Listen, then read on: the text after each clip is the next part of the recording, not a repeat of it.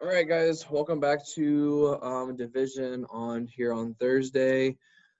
What we are going to be looking at today. So yesterday we looked at our one-digit divisor, smaller numbers, and we did our base 10 blocks. Today I'm going to show you a different strategy to do division that's going to be a little bit quicker for some of you. You can still do your 10 blocks here, guys, and split apart your tens and split apart your thousands, hundreds, tens, and ones.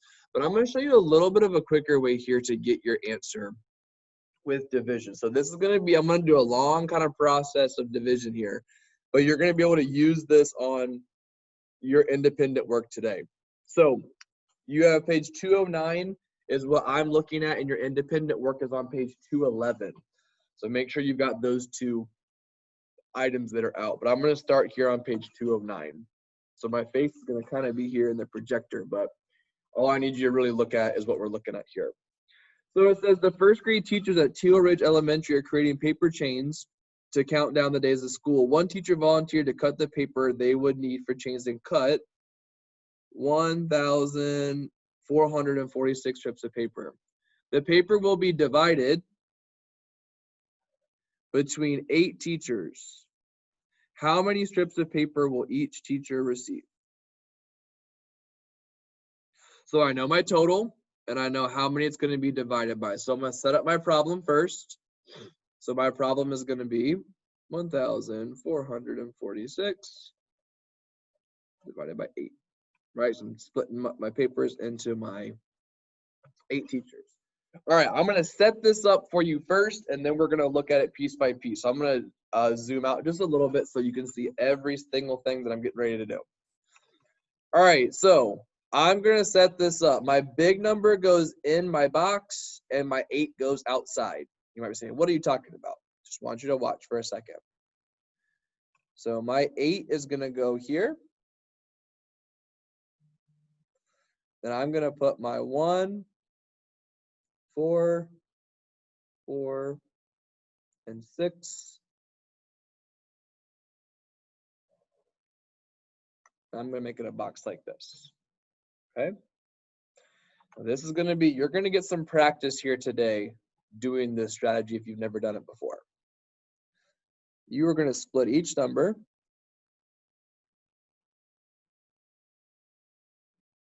And we're going to put a little multiplication sign right here.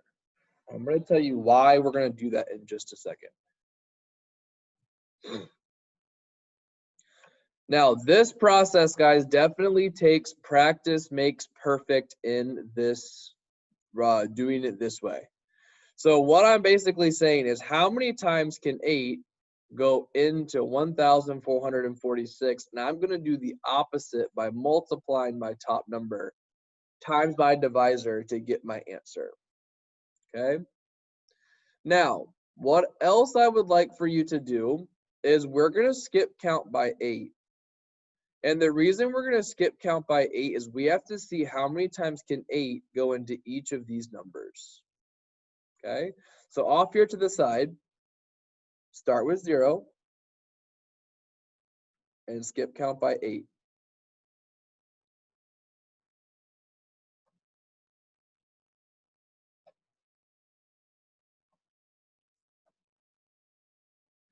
I'm going to stop there at 56.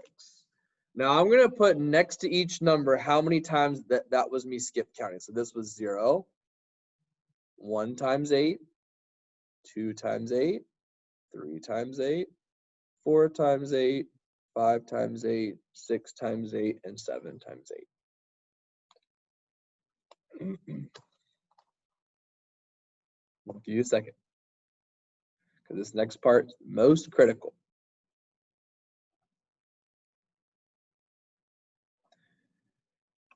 So you're going to look at this box and tell me how many times can 8 go into 1?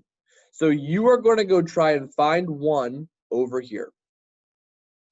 Now, if you don't see 1, I don't see 1. Now, this one right here just says this is 1 times 8. I'm looking for a red 1. I don't see it.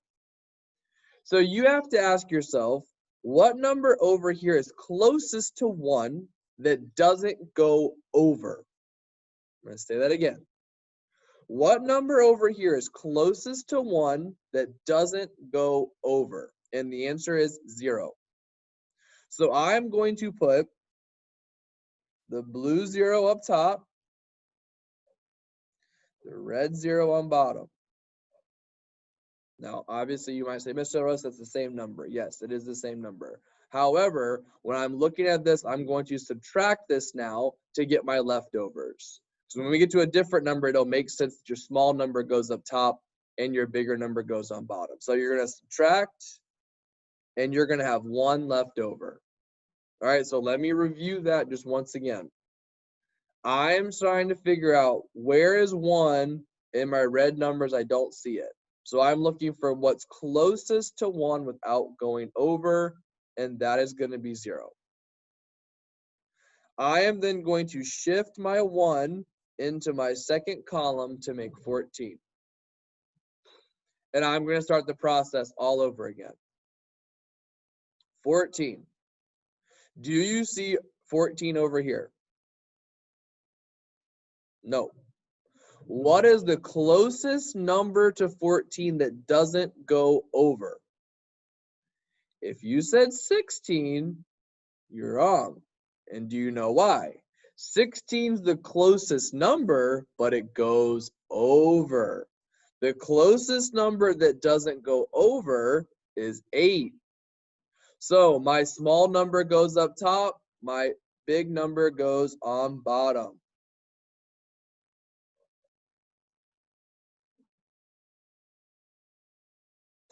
And let me show you why 16 doesn't work. If I were to pick 16, then 2 would go here and 16 would go here. Guys, I can't take 16 away from 14. That's not possible. If you had $14 in your pocket and your meal costed 16, you would be $2 short. You couldn't pay. So I'm going to subtract this. I can't do 8 from 4. 0, borrow, make that a 14. 14 minus 8 is 6. I'm going to shift my 6 over to make 64. Now, you might see an issue here, and I see an issue. I didn't go high enough with my numbers over here. I need to keep skip counting. So my next skip count would be 64 and 72. This would be 8, and this would be 9.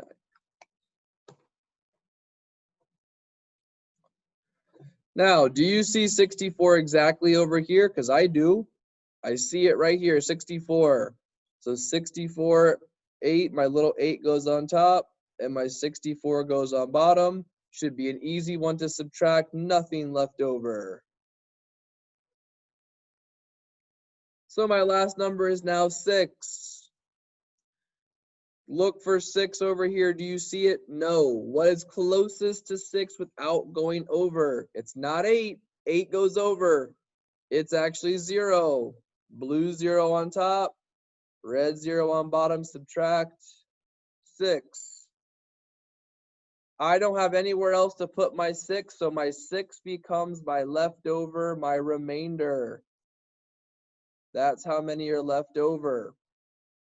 So let's think about, what is this question asking? This question is asking me, how many strips of paper will each teacher receive? They are each going to receive 180 each. And there are 6 pieces left over. 6 pieces left over. And the reason that's important is because I can't give each teacher another piece, or some will have some that are uneven. So every teacher gets 180 strips with 6 pieces left over. Now, this was a complicated process, guys. So you're going to want to do number 1 on your paper with your teacher using this model to find your answer of solving, carrying your number over, and doing the whole process over. with your sidebar counts. All right, good luck, guys. Hopefully you'll find this way easy as you continue working through it.